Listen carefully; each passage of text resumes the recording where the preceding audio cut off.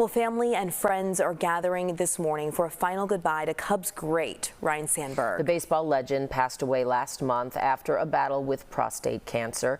Here is a look at Old St. Pat's Church, where Sandberg's funeral will take place in about an hour. We are expecting a big show of support from friends, family, people in the baseball world, and beginning at 9:30, baseball fans can pay their respects during a free public event at Gallagher Way, just outside the friendly confines, ahead of his funeral service. And that's where Marissa Perlman is live now, ahead of what Marissa, I'm sure, will be such an emotional day there outside Wrigley. That's right. Good morning to you both. Yeah, the stage is really set for fans to come together to honor Ryne Sandberg. You can see the big video program here where the funeral will play. You see Ryne Sandberg, 1959 to 2025. The number 23 set here with flowers lining this Ryne Sandberg statue right here at Gallagher Way. So again, the service will be shown here on the video board, with fans encouraged to leave tributes to Sandberg at his statue. The Cubs will also display Sandberg's personal collection of memorabilia, which the team says will now be a part of the Wrigley Field archives. Cubs chairman Tom Ricketts said Sandberg will be remembered as one of the all-time greats in nearly 150 years of this historic franchise.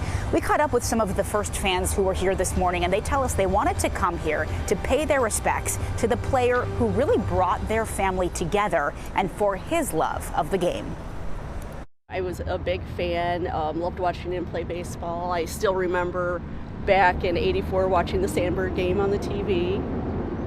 He will be missed. He'll be like family coming together to pay respects to Ryne.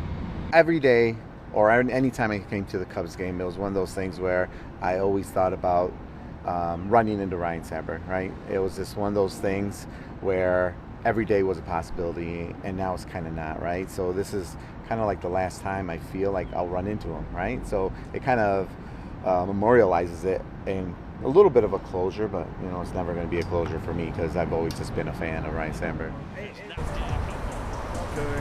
And during a home game the Saturday after Sandberg passed away last month, the Cubs all wore blue jerseys with number 23 on them, paying homage to the iconic uniform Sandberg and the Cubs wore during their 1989 run of success. The team auctioned those jerseys off for charity, and now the Cubs are wearing patches for the remainder of the season, paying tribute to Sandberg himself. Now, the event here at Gallagher Way is free. Again, doors will open at 9:30 with the funeral set for 10 o'clock. But family is now asking for non-perishable food items to be brought here today that will be donated to Nourishing Hope and Blessed Trinity Food Pantry. Again, the event kicks off just a few minutes from now. We'll be speaking with fans here throughout the morning. For now, we'll send it back to you.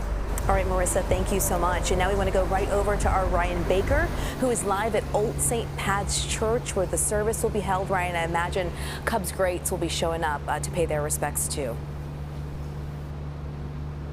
Absolutely, Audrina, and as you say that, as we speak, friends and family are starting to make their way into the church at Old St. Pat's here in the West Loop, with the funeral service for Hall of Famer Ryne Sandberg set to begin at 10 a.m. with the Mass and eulogies to follow. And the eulogies will be given by legendary broadcaster Bob Costas, who called the great Sandberg game back in 1984, as well as his son and daughter, Justin and Lindsay. I have a copy of the program and the obituary here, celebrating the life of Ryne Sandberg, who passed away at the age of 65 on July 28th after a near year-and-a-half battle with prostate cancer.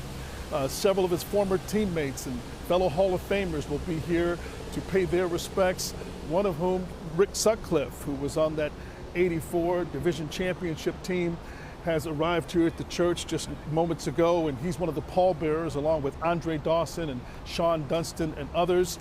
Back in February, I had a chance to talk and interview Ryne Sandberg at spring training in one of his last public appearances before his health started to decline, and it was so great to see Rhino with that smile, his infectious, positive and selfless spirit, and he really got a boost being around the current Cubs as well as a lot of his former teammates. There's Fergie Jenkins, another fellow Hall of Famer, and he just said it really lifted his spirit and did so much for him as his prostate cancer had returned and spread to other organs. And it just seems like yesterday that he was saying he was on the mend and feeling in better health, but of course we know things unfortunately went in the opposite direction, and we lost the Hall of Famer just late last month as he lost that battle with prostate cancer. But today is a celebration for Ryne Sandberg, and that's what they're calling this. And Ryne will always be remembered for everything he did with the Cubs, for baseball in the city of Chicago, and we'll be here throughout the morning as we prepare to have the funeral services for Ryne Sandberg. We're now live at Old St. Pat's in the West Loop. Ryne Baker, CBS News, Chicago. He brought a lot of excitement to Wrigley Field in the 1980s in particular, for sure, Ryan. Thank you so much.